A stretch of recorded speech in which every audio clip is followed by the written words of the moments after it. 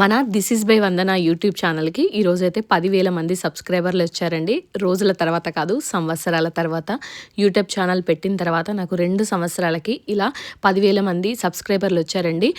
ఇది కన్సిస్టెన్సీ పర్ఫెక్ట్గా లేకపోవడం మెయిన్ రీజన్ అనమాట. చిన్నపిల్లలు ఉన్నారు కాబట్టి నాకు టైం పట్టింది. ముందు రోజే 9,999 మంది వచ్చారనమాట. బాబు చెప్తున్నాడు ఒక్కటి తక్కువైంది అని, ఇంకొకరు తగ్గించారనమాట. కానీ ఆ రోజు రాత్రి 10,000 మంది అయ్యారు. కానీ ఆ రాత్రి మేము కేక్ కట్ చేయడం, పిల్లలకి తినిపించడం అంత హెల్దీ కాదని చెప్పి నేను ఆ రోజు కట్ చేయలేదు. నెక్స్ట్ డే మార్నింగ్ చేసామన్నమాట. మనకు యూట్యూబ్ ఛానల్లో ఇలా దిస్ ఈజ్ బై వందన లేదా వందన జిట్టపోయినా అని టైప్ చేశారంటే మన యూట్యూబ్ ఛానల్ మొత్తం వచ్చేస్తుంది. మంచి మంచి హెల్దీ రెసిపీస్ ఉంటాయండి. మీరు ఖచ్చితంగా ట్రై చేయండి. స్నాక్స్ రెసిపీస్ కూడా ఉంటాయి. ఒకసారి ఛానల్ని సబ్స్క్రైబ్ చేసి చూడండి. చాలా హెల్దీ రెసిపీస్ కూడా నేను పోస్ట్ చేస్తుంటాను. ఏదో ఇంట్లో చిన్నగా సెలబ్రేషన్ అయితే చేసుకున్నాము. అలాగే మీరు కూడా మా యూట్యూబ్ ఫ్యామిలీ కాబట్టి మీతో కూడా ఈ సెలబ్రేషన్ని షేర్ చేసుకుంటున్నాము.